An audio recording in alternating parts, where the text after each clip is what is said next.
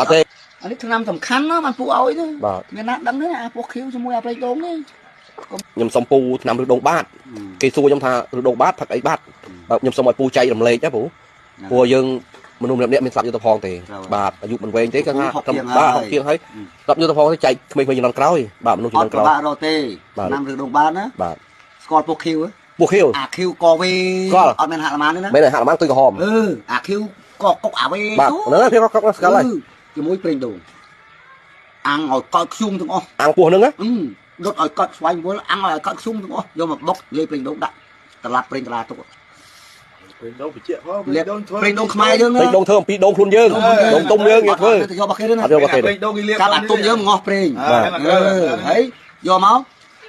អាណាអាចេញហៀងអាចេញក្នុងមួយថ្ងៃ3ដងឬទៅ4ដងក៏បានដែរលាបលាបឲ្យលាបមិនឲ្យផឹកទេណាឲ្យលាបឲ្យលាបប្រេងដូងនឹងពោះអាពោះខៀវពោះខៀវខ្ញុំអាំងឲ្យខ្លោចឲ្យបុកខ្លោចកាត់ខ្ជុំឲ្យបុកស្រួយស្រប់ដូចនៅគីងគក់អញ្ចឹងបុកហើយយកមកលាយជាមួយប្រេងដូងបុកឲ្យម៉ត់ដាក់ប្រេងដូងទុំយើងមកខ្លួនឯងអត់ឲ្យទិញប្រេងទេហើយយកមកលាបទៅបាត់អត់ដឹងខ្លួនទេវាប៉ុណ្្នឹងដូចថាវាចេញមកពីក្នុងមកប៉ុនកូនឯងអញ្ចឹងទូទៅដូចដងស្បូវអាលេះប៉ាត់ដូចសัตว์ទាកខែប្រាំងអញ្ចឹងព្រោះមិនដឹងខ្លួនទេកនួចត្រូវនៅអាហ្នឹងកផាឡើងប៉ុណ្ណាយកទៅមកត្រឡប់កូនពួកឯងបាត់តថ្ងៃហ្នឹងមិនគេលេងទេណា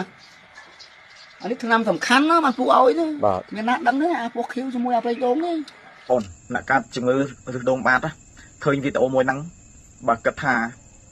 ឆ្នាំហ្នឹងល្អឆ្នាំហ្នឹងពិសេសបងប្អូនចែករំលែកឲ្យបងប្អូនប្រជាពលរដ្ឋយើងក្នុងប្រទេសក្រៅប្រទេសបានដឹងអំពីការព្យាបាលឬដូងបាតផងបងប្អូនហើយខ្ញុំស្ដាប់មើលទៅខ្ញុំធ្លាប់ឆ្នាំដែរតែបើសិនជាវិភាគដែលគាត់មានប្រសាសន៍ខ្ញុំថាឆ្នាំហ្នឹងអាចនឹងត្រូវបងប្អូនអាចនឹងត្រូវដោយគាត់និយាយថាឆ្នាំហ្នឹងគ្មានអ្នកណាដែលដឹងទេអញ្ចឹងបងប្អូនជួយចែករំលែកឲ្យបងប្អូនយើងគាត់កាត់ឬដូងបាតហ្នឹងបានជាទាំងអស់គ្នាផងហើយសូមអរគុណ